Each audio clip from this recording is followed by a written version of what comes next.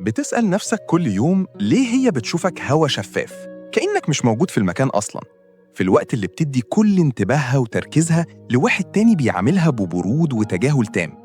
ليه ممكن تبعت وتستنى وتراقب وتحاول تبان بأحسن نسخة منك، وفي الآخر ولا كأنك موجود ولا في حتى نظرة حقيقية؟ انت قاعد بتفكر وتراجع كل كلمة قلتها وكل رسالة بعتها، وبتقول لنفسك هو أنا عملت إيه غلط؟ ويمكن حتى بدأت تشك في نفسك وفي شخصيتك وقيمتك كلها. الإجابة مش إنك شخص وحش أو شكلك مش مناسب، الإجابة إنك بتعمل غلطة في السيكولوجي كارثية بتدمر قيمتك في عقلها الباطن من غير ما تحس. المشكلة إنك بتبعت إشارات غلط بتخلي أي واحدة قدامك تشوفك أقل في القيمة، ودماغها بيترجم سلوكك بشكل تلقائي إنك سهل ومتاح. انت بتبرمجها انها تستقل بيك وتحسسك انك حمل عليها، لان الاحترام هو الشرط الاول لاي انجذاب حقيقي. والستات عمرها ما بتحترم الراجل المتاح بزياده اللي ملوش حياه خاصه. انت بترد على رسايلها في ثانيه وبتقدم تنازلات ومقتنع ان ده اللي هيخليها تتمسك بيك وتقدرك، بس الواقع بيلطشك لان الرصيد العاطفي ده ملوش اي قيمه عندها. اللعبة ورا المشكلة دي بسيطة وباردة جدا، لأن الناس والستات تحديدا عندهم رادار فطري بيلقط ريحة الاحتياج واليأس من على بعد أميال. الثغرة الكبيرة في دماغك اللي بيخترق منها نظامك بالكامل هي عقدة البحث المستميت عن الفاليديشن الخارجي، وإنك رابط قيمتك بنظرة الناس ليك وبقبول الست ليك. المتلاعبين بيشموا الثغرة دي بوضوح وبيدخلوا منها عشان يرموك في دايرة مغلقة من الشك والمطاردة. الدماغ البشري مبرمج على حاجة اسمها ندرة القيمة.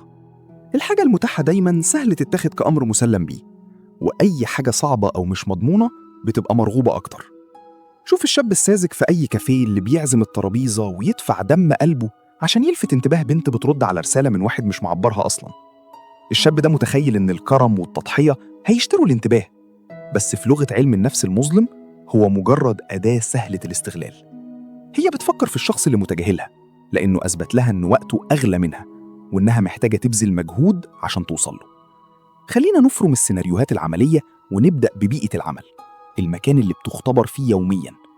مديرك أو زميلتك اللي بيطلبوا منك شغل بره مهامك باستعطاف مبطن بيحسسك إنك المنقذ.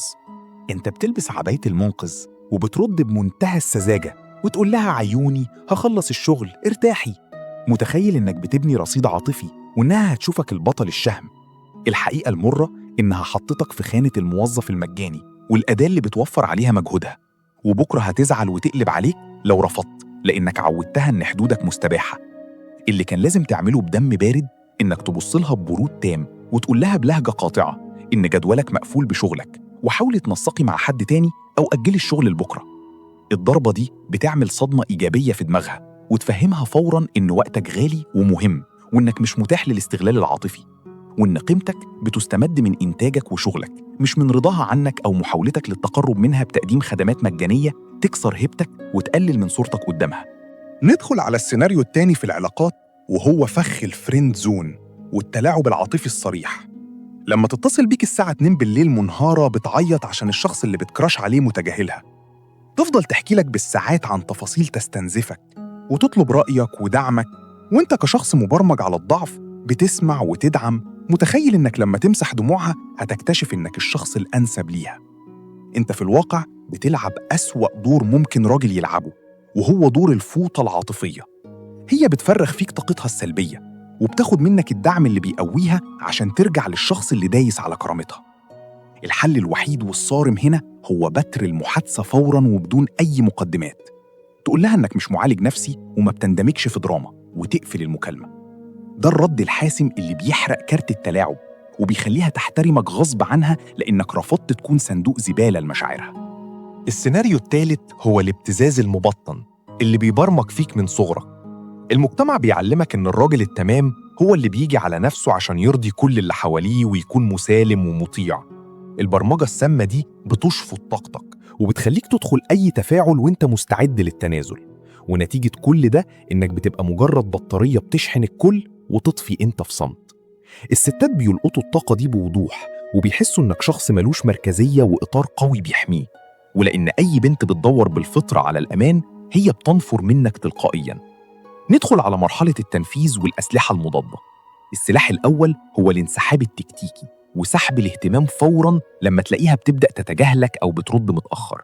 إياك تسأل مالك أو تحاول تعتذر عن حاجة ما عملتهاش. أنت بتسحب انتباهك فوراً وبتركز طاقتك في حياتك وتبين لها إن تجاهلها ملوش أي وزن عندك. السلاح التاني هو الإطار الفولاذي أو الفريم البارد.